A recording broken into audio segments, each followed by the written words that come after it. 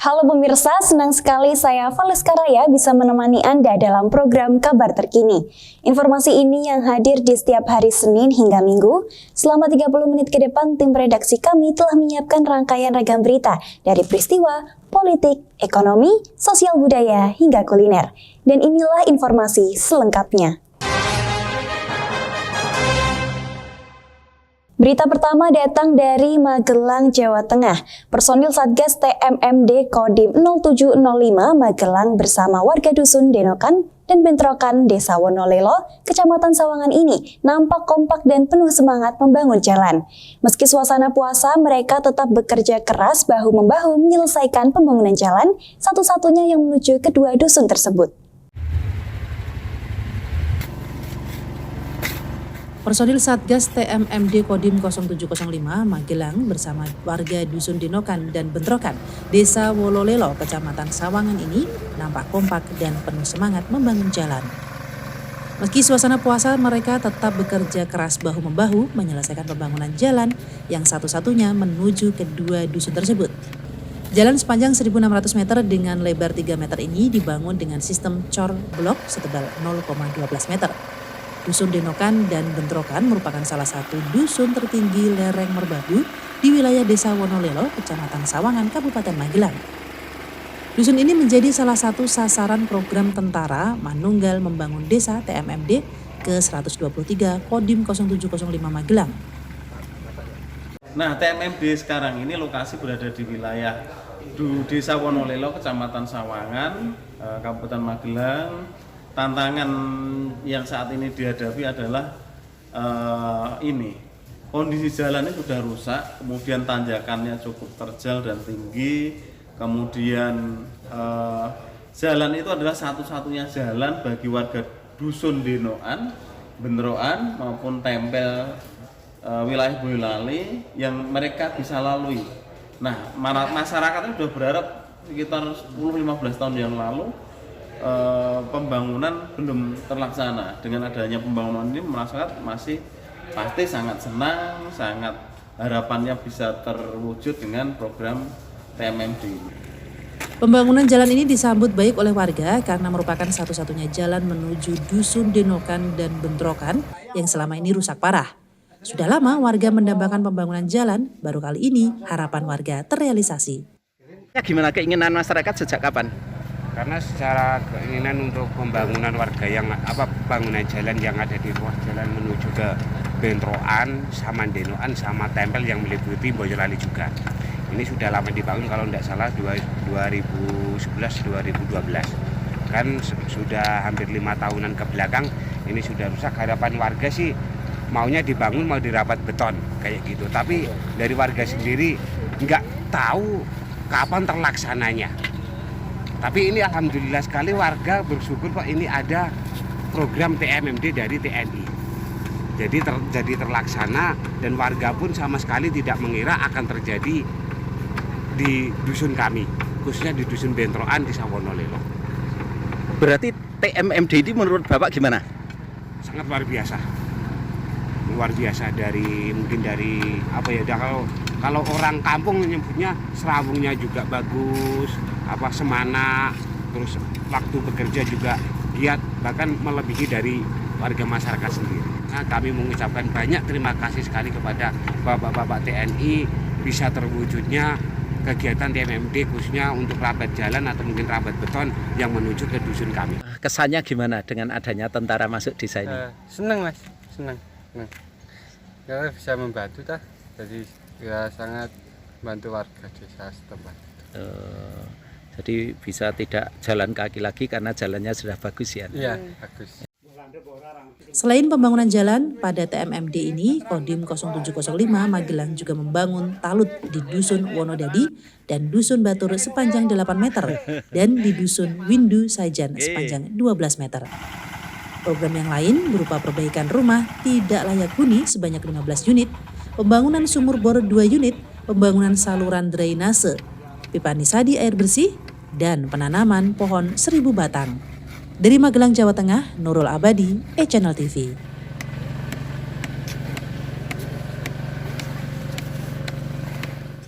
Aksi tawuran perang sarung saat bulan Ramadan di Sleman, Yogyakarta terekam kamera CCTV. Polisi kini memburu para pelaku tawuran yang dilakukan di depan SPBU tersebut.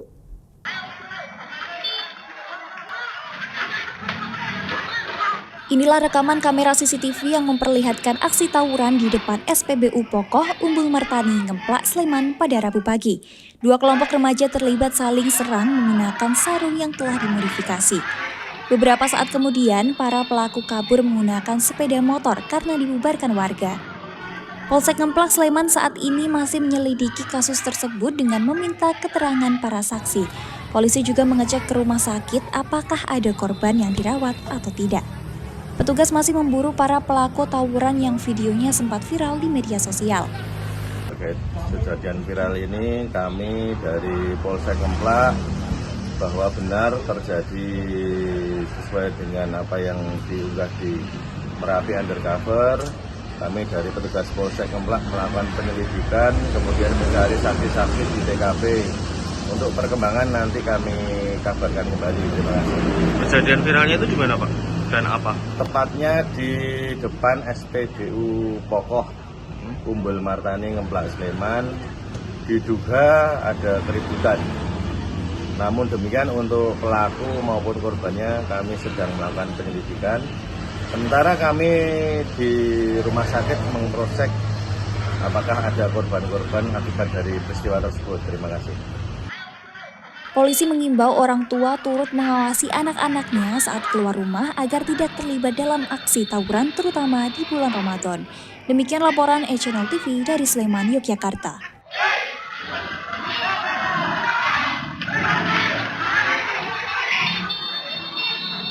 Gubernur Jawa Tengah Ahmad Lutfi menegaskan bahwa ada sejumlah solusi pada ribuan buruh PT Sri Rejeki Isman atau Sritex yang terkena pemutusan hubungan kerja. Dirinya telah menggandeng 9 perusahaan yang bisa menampung buruh sehingga bisa bekerja kembali.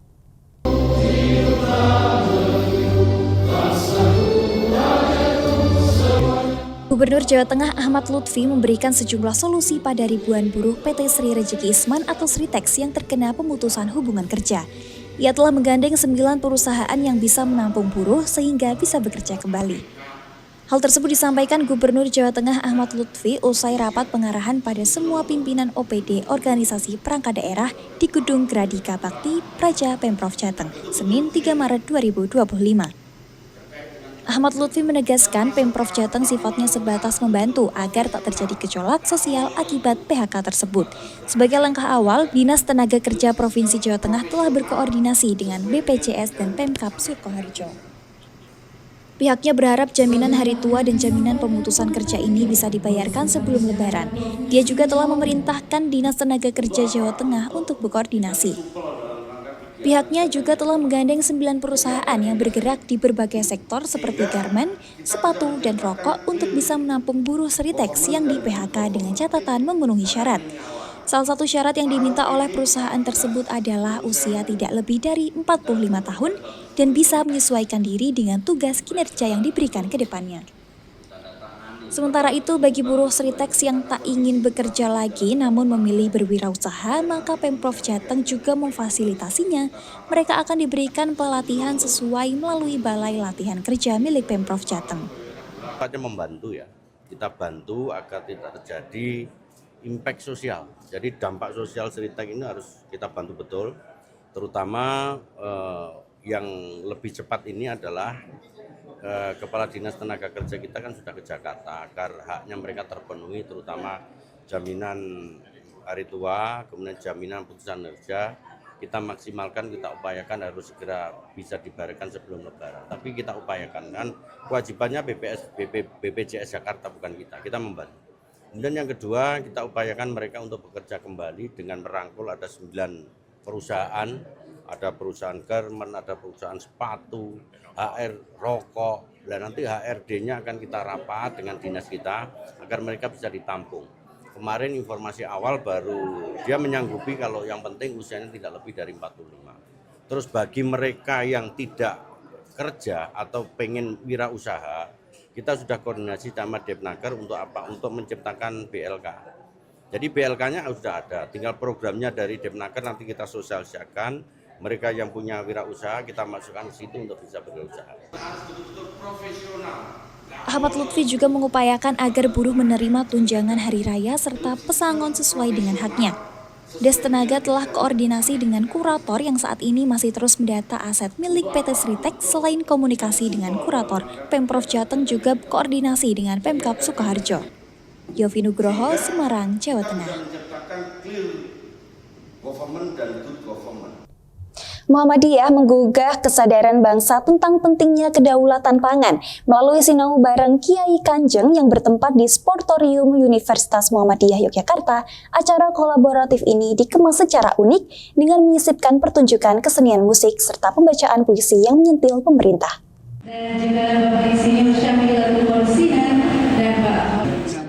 Universitas Muhammadiyah Yogyakarta menggelar sinau bareng bersama Kiai Kanjeng pada Kamis malam. Mengambil tema Daulat Pangan untuk Kemanusiaan, terselip pesan khusus yang ditujukan kepada Presiden Prabowo Subianto. Berlangsung di Sportorium UMY, selain diikuti oleh mahasiswa, juga terlihat masyarakat umum yang turut menghadiri acara tersebut. Seluruhnya tampak hikmat mengikuti seluruh rangkaian acara yang disisipi dengan pertunjukan kesenian musik tersebut. Putra budayawan Cak Nun Sabrang Mawa Damar Pinubuh yang merupakan pengampu Kiai Kanjeng bertindak sebagai pemandu diskusi. Vokalis grup band Leto itu juga menyinggung permasalahan ketahanan pangan di Indonesia yang cukup kompleks. Pihaknya juga menitipkan pesan kepada Presiden Prabowo Subianto terkait ketahanan pangan ini untuk berhati-hati memilih teman agar kebijakan pemerintahan berjalan sesuai dengan cita-cita bangsa. Sementara Rektor UMY Ahmad Nurmandi menilai acara kolaborasi ini sangat penting, di mana sektor ketahanan pangan dalam pengembangannya akan berkaitan dengan berbagai macam sektor-sektor krusial lainnya. Untuk merimain bangsa Indonesia bahwa pangan itu kan tidak hanya masalah pertanian, tapi kan masalah politik, gitu. Politik, ideologi. Nah, kita kemas dalam acara yang lebih merakyat gitu, tidak susah dicerna oleh masyarakat luas dengan seni gitu kan. Problemnya di Indonesia itu bukan ide, problem di Indonesia itu eksekusi kok. Pak Prabowo-nya sudah idenya bagus, turun 2 tingkat sudah bisa jadi bacaan atau yang lain, kita nggak tahu. Tapi kalau ide dasarnya food estate bahwa kita harus tahan pangan dan tidak tergantung sama orang lain, menurut saya, ya saya setuju, penting jangan tergantung dari tetangga urusan makanan, sesederhana itu. Sementara itu, Ketua Umum PP Muhammadiyah Busro Mukodas menyampaikan bahwa ketahanan pangan erat hubungannya dengan ekonomi, politik, logistik, dan lain sebagainya. Pihaknya mengajak seluruh elemen masyarakat untuk memperkuat pangan agar tidak ada masyarakat yang kelaparan. Dari Bantul, Yogyakarta, Joko Pramono melaporkan untuk E-Channel TV.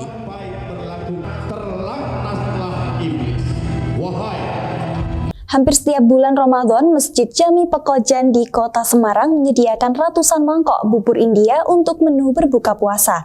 Tradisi menyediakan makanan berbuka puasa berupa bubur India ini sudah dilakukan lebih dari 100 tahun yang lalu.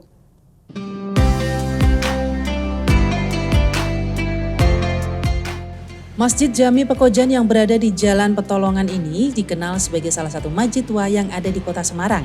Setiap tahun, di bulan suci Ramadan, masjid tua ini mempunyai ciri khas tersendiri, yakni menyediakan ratusan mangkok bubur untuk santapan berbuka puasa.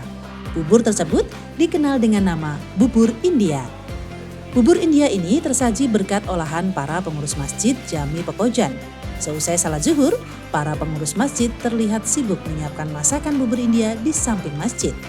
Bubur India ini dimasak di dalam dandang tembaga di atas sebuah tungku dengan pengapian kayu.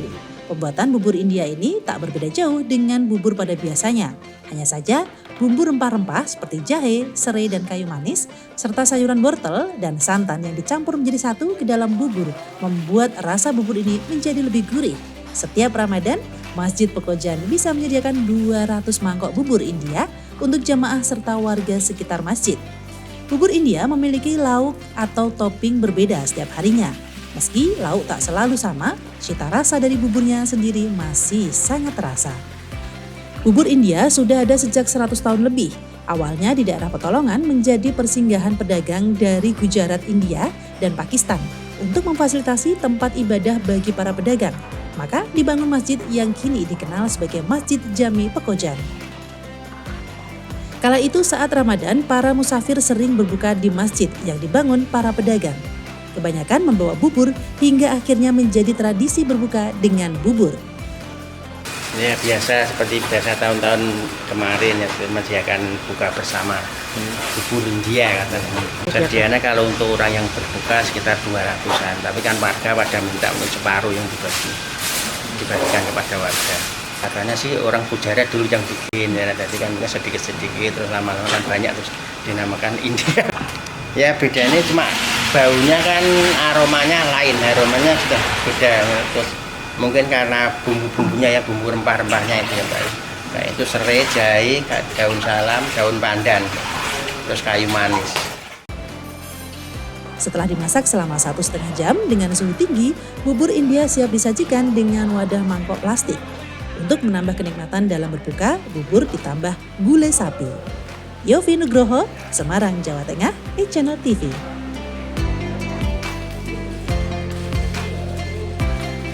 Warga desa Plumbon, Kecamatan Tawangmangu berhasil menciptakan alat pengolah sampah sederhana yang diberi nama Predator. Alat ini mampu mengolah sampah baik organik maupun anorganik.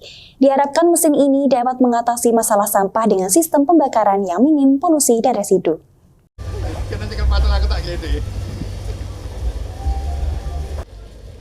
Inilah mesin pengelola sampah yang diciptakan Wardi, warga desa Plumbon, Kecamatan Tawangmangu, dengan cara kerja yang sederhana. Mesin ini dapat membakar sampah yang berasal dari masyarakat. Seluruh sampah dapat dimusnahkan dengan cepat. Inovasi Wardi menciptakan mesin penghancur sampah ini mencuri perhatian Pemkab Karanganyar. Sekda Pemkab Karanganyar, Timotius Suryadi, mengatakan mesin ini diharapkan dapat menyelesaikan persoalan sampah. Masalah sampah menurut Timotius dapat diselesaikan di tingkat desa. Berapa kali Pak Wardi Sadeng ini mencoba inovasi dan sudah kita coba dan bagus, maka ini proyeknya ada beberapa tempat, salah satunya di Plumbon ini kita mulai untuk kelola sampah selesai di desa. Dan hasilnya ternyata sampah 4 hari di desa itu cukup diselesaikan 4 jam dengan mesin ini. Nanti kalau ini sudah masif bisa kita bangun di semua desa, tentu persoalan di TPA juga akan terkurangi karena beban TPA yang selama ini semuanya berpusat ke situ bisa kita kurangi suplainya melalui TPS-TPS. Sementara itu, Kepala Dinas Lingkungan Hidup Karanganyar, Sunaryo, menjelaskan hasil inovasi ini dapat meringankan pekerjaan petugas kebersihan karena sampah dapat diselesaikan di desa, serta mengurangi pembuangan sampah ke tempat pembuangan akhir sampah yang berada di Desa Sukosari, Kecamatan Jumantono. Dari GLH itu bisa mengurangi pekerjaan kami sehingga sampah tuntas di desa sebagaimana SE Bupati saat itu, sehingga nanti sampah-sampah tuntas di desa setelah itu TPA itu sudah pekerjaannya ringan, tidak ngolah lagi, hanya tinggal ngolah residu dari sampah yang sudah diolah pakai mesin Predator sampah ini. Nah, mesin Predator sampah ini saat ini kita ajukan ke Krenova, semoga untuk bisa mendapatkan legalitas pemanfaatannya. Bismillah, dukungan panjang semuanya. Oke.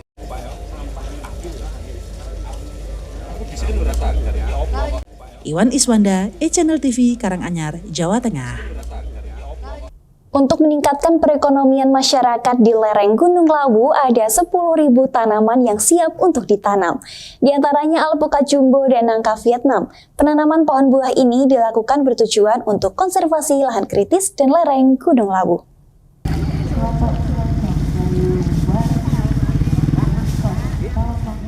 Gerakan penanaman bibit pohon buah ini atas inisiatif PT Telkom Indonesia bersama Yayasan Bakti Unggul Negeri melalui program CSR. General Manager PT Telkom Wilayah Telekomunikasi Solo, Nanang Setio Utomo, mengatakan penanaman bibit pohon di Tawangmangu merupakan yang kedua kalinya. Menurut Nanang, penanaman bibit pohon yang sudah dilakukan telah menghasilkan dan memberikan manfaat kepada masyarakat. Jadi ini kewajiban Telkom terhadap sosial dan lingkungan gitu ya. Jadi untuk membantu masyarakat dalam hal pelestarian lingkungan, dan kami memilih Tawangmangu ini dengan historis karena 2 tahun yang lalu kami sudah melakukan juga di sini, dan kita nilai bahwa progresnya sangat baik dan sangat bermanfaat sehingga ini bisa disebarluaskan. Sementara itu, Sekda Karanganyar Timotius Suryadi menyampaikan penanaman pohon buah di Tawangmangu ini karena wilayah ini merupakan tujuan wisata dan diharapkan menjadi klaster penghasil buah-buahan. Hari ini kita beruntung dibantu dari PT Telkom untuk bisa menanam 10.000 pohon buah di Tawangmangu, karena kita ingin menjadikan Tawangmangu itu daerah tujuan wisata sekaligus sebagai klaster penghasil buah-buahan, karena memang alamnya sangat mendukung. Sementara untuk konservasi itu juga di beberapa titik yang berdekatan dengan pemukiman itu saya rasa cocok untuk tanaman buah-buahan, dan ini sudah melalui diskusi masyarakat.